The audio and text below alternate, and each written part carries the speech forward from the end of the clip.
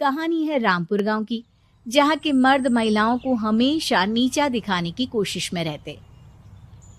अरे अभी तक खाना नहीं आया, क्या मुझे एक और शादी करने की जरूरत है? नहीं जी नहीं, ऐसा मत करना, वरना मैं कहाँ जाऊंगी। खाना लेकर मैं अभी आई जी। गांव की पंचायत में भी फैसले हमेशा औरतों के खिलाफ ही रहते। मैं जो फैसला सुनाता हूँ वो भगवान की आज्ञा होती है। इस लड़के ने अपने मन से शादी करके अच्छा नहीं किया। लड़के को घर भेज दो और इसकी शादी इसकी जाति की किसी लड़के से करवा दो। लेकिन ये लड़की, इसे तो गांव के बाहर निकाल दो। नहीं नहीं जमींदार साहब, ये क्या बोल रहे हैं? ऐसा नहीं हो सकता। मेरी बेटी मासूम है, इसे अच्छे बुरे की समझ नहीं है। अरे कहाँ जाएगी ये बेचारी? कहाँ जाएगी? इतनी चिंता है तो पूरे परिवार का गांव निकाला कर देते हैं। बेचारे पूरे बसे बसाए परिवार को गांव छोड़ना पड़ता है। चाहे जो हो, अगर बेटियों को कंट्रोल नहीं कर सकते तो गांव में रहने का कोई मतलब नहीं है। यहाँ औरतों को दब कर रहना होगा। कोई भी अपने हिसाब से कुछ नहीं कर सकता, सब ईश्वर की मर्जी से ही होगा। तभी गांव का एक आदमी दौड़ा दौड़ा आता है। सरपंच साहब, जमींदार साहब, वो कालिया है ना, उसकी बेटी पढ़ने के लिए शहर जा रही है। अच्छा, ये कब हो गया? और कालिया की हिम्मत कैसे हो गई ऐसा करने की? लेकर आओ उसे और उसकी बेटी को। बस फिर क्या था, हाजिर हो जाते हैं कालिया और उसकी बेटी सरपंच के सामने। अरे कालिया, ये क्या सुनने में आ रहा है? बेटी को इंजीनियर बना रहा है तू? और ये बता, गांव में तो स्कूल नहीं है, फिर कहां से इतनी क्लास पास कर गई तेरी बेटी? राधा, जो कि कालिया की बेटी है, उसे लगता है कि सरपंच उसकी तारीफ कर रहे हैं। सरपंच जी, मैंने ऑनलाइन पढ़ाई की है, डिस्टेंस लर्निंग से। सभी में मैंने अच्छे नंबर पाए हैं, जिसे देखते हुए शहर की इंजीनियरिंग कॉलेज में मुझे स्कॉलरशिप मिली है। वाह जी वाह, क्या होती है ये? पहले तो ये बताओ, फिर आगे की बात करते हैं। पूरा गांव राधा की बात सुन रहा था और राधा बोलती जा रही थी। तो ऐसे मैं फ्री में एक अच्छी शिक्षा लेकर गांव में जो कुछ परेशानियां हैं, जैसे बिजली, पानी और इंटरनेट जैसी समस्याओं के लिए काम करूंगी। मैं गांव को शहर से जोड़ने के लिए पुल का निर्माण करवाने का प्रस्ताव रखूंगी। मुझे पूरी उम्मीद है कि जल्द ही हमारा गांव भी तरक्की की राह पर चल पड़ेगा। राधा की बात सुनकर सारे गांव वाले ताली बजाने लगते हैं। सरपंच को समझ नहीं आता कि वो क्या करे। चुप रह नादान लड़की, गांव के खिलाफ जाने के लिए तुझे गांव से बेदखल कर दिया जाएगा, वो भी पूरे परिवार के साथ। और हाँ, अगर ठीक से गांव में रहना चाहती है तो ये पढ़ाई लिखाई छोड़ दे। हम तेरे लिए गांव का कोई होनहार लड़का देखेंगे। तभी गांव का एक आदमी बोल पड़ता है। अरे नहीं नहीं सरपंच जी, राधा बिटिया जो बता रही है, अगर वैसा हो जाए तो हम लोगों को पैसा कमाने के लिए बाहर नहीं जाना पड़ेगा। हाँ जी, और ना ही कोसों दूर पानी के लिए भटकना पड़ेगा। हमारे बच्चे भी अच्छी पढ़ाई कर सकेंगे और आगे बढ़ेंगे, ना कि हमारी तरह खेती करते बैठेंगे। क्यों गांव वालों, राधा बिटिया का साथ देना चाहिए ना। सरपंच देखता है कि गांव राधा के साथ है तो वो चुप हो जाता है।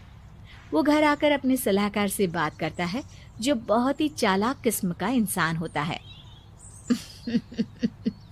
अरे सरपंच साहब, आपको बहुत ही होशियारी से काम लेना पड़ेगा। एक बार गांव तरक्की कर गया, यहाँ के बालक पढ़ लिए तो कोई ना पूछेगा आपको। और फिर ये जो बेटा और बेटी है ना आपके, इनको भी आम लोगों की तरह ही जीवन जीना होगा।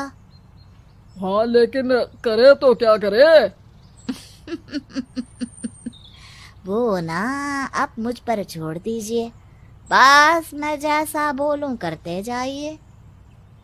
अगले रोज सुबह जब गांव वाले सोकर उठते हैं तो राधा के घर के बाहर और साथ ही वो लोग जिन्होंने राधा का सपोर्ट किया था, उनके घर के आगे लाल रंग से कल आऊंगी लिखा होता है। कल आऊंगी, यह क्या होता है? अरे यह तो खून से लिखा है, लगता है कोई भूत प्रेत या चुड़ैल का साया है। चलो सरपंच जी के पास चलते हैं। सभी सरपंच के पास जाकर उसे सारी बात बताते हैं। अरे ये तो बड़ी मुश्किल की बात है। चलो मैं एक बाबा को जानता हूँ, उन्हें बुला लेता हूँ। सरपंच बाबा को लेकर गांव के घर के बाहर जाता है। ओहो, तो ये वो चुड़ैल है जो उन लोगों को निशाना बनाते हैं जो गांव को बदलने का सपना देखते हैं। वो गांव को ऐसे ही संपन्न देखना चाहती है, वो नहीं चाहती कि कोई बाहरी यहाँ का कायाकल्प करे। क्या तुम लोगों में से किसी ने गांव को बदलने की सोच रखी है? तभी राधा की माँ रोते रोते आती है।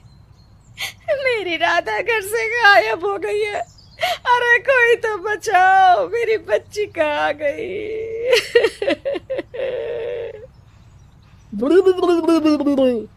ले गई वो चुड़ैल, तेरी बच्ची को ले गई।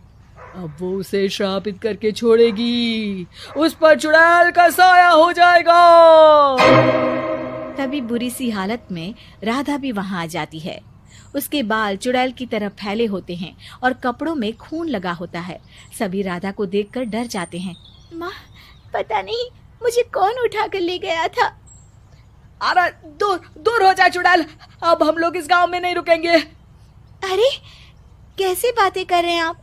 कल तो आप मेरे भरोसे गांव का हुलिया बदलने, अपने बच्चों को पढ़ाने और तरक्की उन्नति की बात कर रहे थे, तो आज क्या हो गया आपको? ये फिर तुम लोगों को बहकाएगी। ये चुड़ैल गांव में आ चुकी है, ऐसे ही ये तुम्हारे घर के बच्चों को भी ले जाएगी। गांव वाले राधा को गांव से बाहर निकाल देते हैं। उसके माँ बाप रोते रहते हैं, लेकिन गांव वाले नहीं मानते। मैं भी अपनी बहन के साथ गांव के बाहर रहूंगा, लेकिन वो पढ़ाई नहीं छोड़ेगी। वहीं सरपंच के घर पर सलाहकार कहता है। देखा, सांप भी मर गया और लाठी भी नहीं टूटी। लेकिन अगले ही दिन सरपंच के घर के बाहर भी वही शब्द लिखे होते हैं।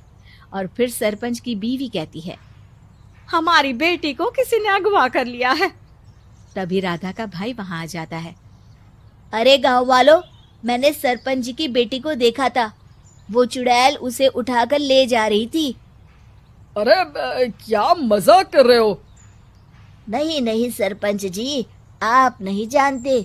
वो चुड़ैल अब आपकी बेटी में आ जाएगी, जैसे राधा के अंदर आ गई थी। तभी सरपंच की बेटी वैसी ही हालत में वहां आती है जैसे राधा आई थी। पापा, पता नहीं कैसे मैं गायब हो गई थी। चुड़ैल, इसके अंदर भी चुड़ैल का साया है, मारो इसे।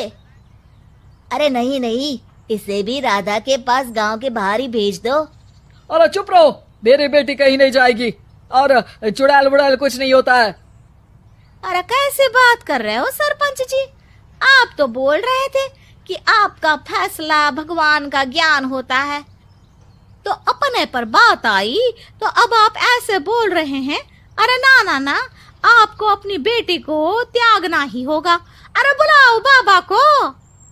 राधा का भाई बाबा को ले आता है, जिसे अब गांव वालों के डर के कारण सच बोलना पड़ता है। मैं कोई बाबा नहीं हूँ, मैं तो मोची था। ये सलाहकार महोदय ने मुझे कहा था एक्टिंग करने को। अब वो मुझे पैसे देने वाले हैं। अब मुझे माफ कर दो। गलती हो गई, मुझे माफ कर दो। तभी वहां राधा आ जाती है। देखा सरपंच जी, जब गांव के बच्चे साक्षर होंगे तो आप जैसे लोगों की चालाकी नहीं चलेगी।